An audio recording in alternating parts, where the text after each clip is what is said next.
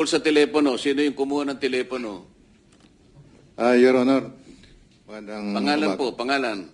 Ako pala si Benny is Voluntati. Your Honor, kasi nung pumutok yung flood control po, 2024, nakapagsalita na po dito si Master Sergeant Orly Gotisa. Ngayon, maraming nagliligaw sa amin.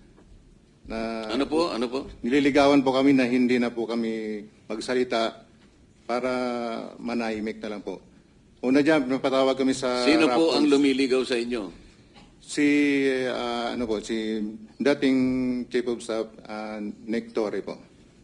General Torre po. General Nick Torre. Yes po, Your Honor. Anong klaseng panliligaw naman ang ginawa sa iyo? Siyempre yung nanliligaw, kumbaga sa babaeng nililigawan, kung ano-ano ang ino-offer, kung minsan may bulaklak, may tsokolate, pinakikita ang kagandahang loob, lalaki, para lang maibig mo. Anong klaseng panliligaw ang ginawa niya? Una, Your Honor,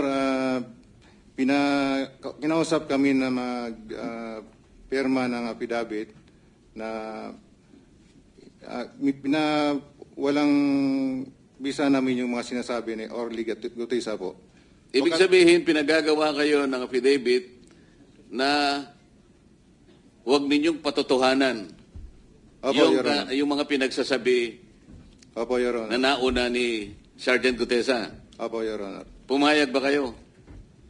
Katunayan nga, Your Honor, matagal kami nagdebating dalawa eh. Simula alas 4 hanggang alas 7. Kaso lang yung apat na kasama ko, napilitan na silang pumirma, gawa nung naipit na po. Baka kami ay mapahamak po sa kanila. Mapahamak po ang sarili namin po.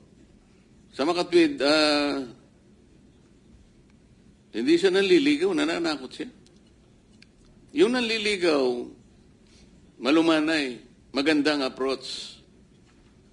Pero natakot ang mga ibang kasama mo, nakapirma doon sa kanyang nakapirma, kagustuhan na huwag patotohanan yung sinasabing nauna ni Sergeant Gutesa.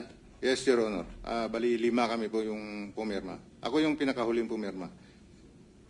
Pero ngayon, sinasabi mo na napapirma ka lang dahil napilitan ka lang. Yes, Your Honor. Pagkatapos noon, ano naman ang pabuya na binigay sa iyo kung meron?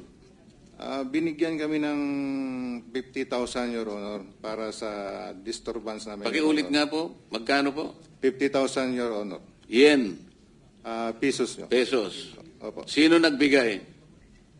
Yung si Annalisa Gaspar po. Yung staff niya doon po. O ano naman ang, bakit nila kayo binigyan? Kayong lahat binigyan ng 50,000 pesos Yes, Your Honor. para manahimik Opo, Your at Honor. wag patibayin o patibayan ang pinagsasabi ni Sergeant Gutesa. Opo, Your Honor. At saka sa mga sunod na araw, Your Honor, Ano bang klase yung mga cellphone nyo? Nokia? iPhone 16. So papalitan nila ng mas maganda. Yes, Your Honor. Alam ninyong dahilan kung ba't nila gagawin yon. Kasi nandun yung mga picture namin, Your Honor, na kasave sa cellphone po namin. O ganun pa lang nangyari, paano kayo nagkaroon pa ng mga litrato Your na Honor, nasama dito sa inyong pinagsamang salaysay? meron po kaming nakasave sa iCloud po namin. Nautakan mo rin siya, di ba? Yes, Your Honor. Kahit babasagi po yung cellphone ko, pwede ko po i-restore sa isang cellphone po. Pinapatunayan pa ba ninyo yung sinasabi niya sa kayo po?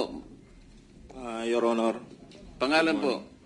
Rosebert Topan. Idagdag ko lang po, ito po yung cellphone na binigay sa amin. Anong pakisabi mo kung anong klase ng cellphone para ma-record?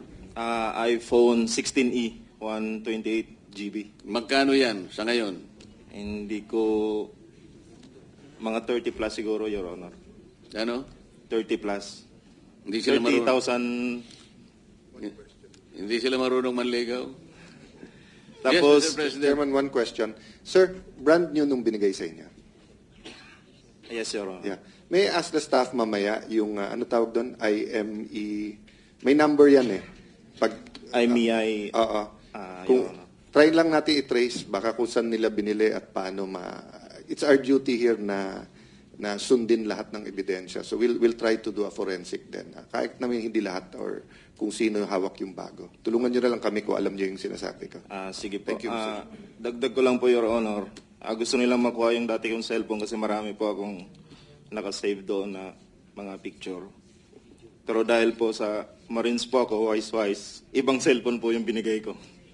Kaya na-save ko po yung mga picture.